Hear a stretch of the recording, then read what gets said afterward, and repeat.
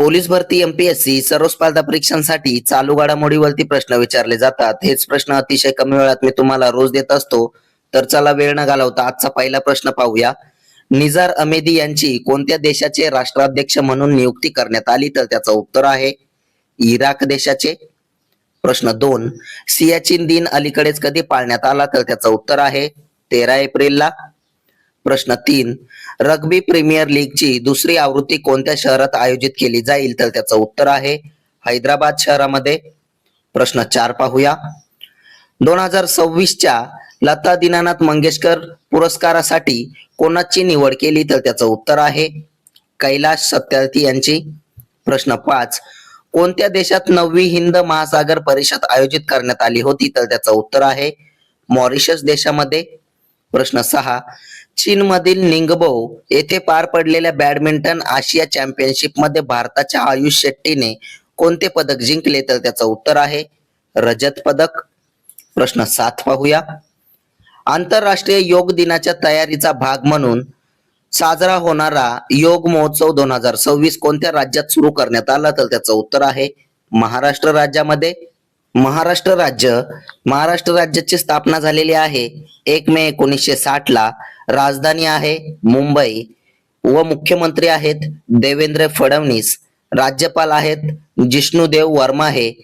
पुढचा प्रश्न पाहूया. प्रश्न 8, कोणाची बेल्जियम आणि युरोपियन युनियन साठी भारताचे पुढील राजदूत म्हणून नियुक्ती करण्यात आली आहे? तर त्याचं उत्तर आहे प्रणय वर्मा यांची. प्रश्न 9, संशोधकांनी भारतातील कोणत्या राज्यात रोब भुंग्यांच्या 3 नवीन प्रजाती शोधल्या आहेत? तर त्याचं उत्तर आहे अरुणाचल प्रदेशमध्ये. प्रश्न 10 पाहूया. सुप्रसिद्ध गायिका आशा भोसले यांचे निधन झाले आहे. त्यांना कोणत्या पुरस्काराने सन्मानित केले होते? तर त्याचं उत्तर आहे पद्मविभूषण. प्रश्न 11, पायल नाग ही खेळाडू कोणत्या खेळाशी संबंधित आहे? तर त्याचं उत्तर आहे पॅरा तिरंदाज. प्रश्न 12, चर्चेत असलेले वासॉंग 11GA हे कोणत्या देशाने विकसित केलेले अल्प पल्ल्याचे बॅलिस्टिक क्षेपणास्त्र आहे? तर त्याचं उत्तर आहे उत्तर कोरियाने. प्रश्न 13 पाहूया.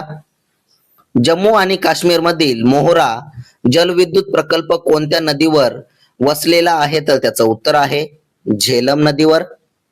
प्रश्न 14, नॅस्कॉम फाउंडेशनच्या नव्या अध्यक्षपदी नुकतीच कोणाची नियुक्ती झाली आहे? तर त्याचं उत्तर आहे UB प्रवीण राव यांची.